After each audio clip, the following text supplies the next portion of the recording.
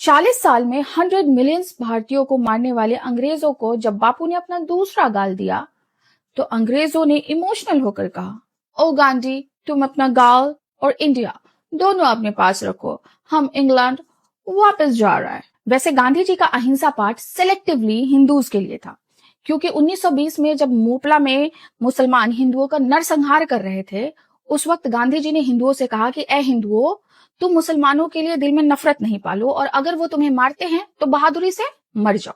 1946 नोआखाली में जब मुसलमान हिंदू पुरुषों को मारकर उनकी महिलाओं का रेप कर रहे थे तो गांधी जी ने महिलाओं से कहा, अपनी जीभ काट लो, सांस रोक लो या जहर खा के मर जाओ। लेकिन जब कोलकाता में गोपाल पाठा ने हिंदू नरसंहार का बदला लेना शुरू किया तो जन्नत में ओवरटाइम करती हूरों का दुख बापू से देखा नहीं गया और बापू बिना देर किए गोपाल पाठा को सरेंडर कराने पहुंच गए। 1942 में भारत छोड़ो आंदोलन फेल होने के बाद 1944 में गांधी जी ने ब्रिटिशर्स को कहा कि उन्हें अब इमीडिएटली भारत छोड़ देना चाहिए। तब Indian voice Roy Lord Wavell ने इस मैटर पर गांधी से बात करने तक को मना कर दिया। तब के ब्रिटिश प्राइम मिनिस्टर क्लेमेंट एटली ने जस्टिस पीबी चक्रवर्ती को कहा कि भारत की आजादी में गांधी और नेहरू का योगदान नहीं के बराबर है और सुभाष चंद्र बोस की आजाद हिंद फौज और रॉयल इंडियन नेवी की वजह से हमने भारत छोड़ा, क्योंकि सेना के बिना रूल करना असंभव था। Doctor B R. अंबेडकर ने भी बीबीसी को इंटरव्यू देते वक्त यही कहा था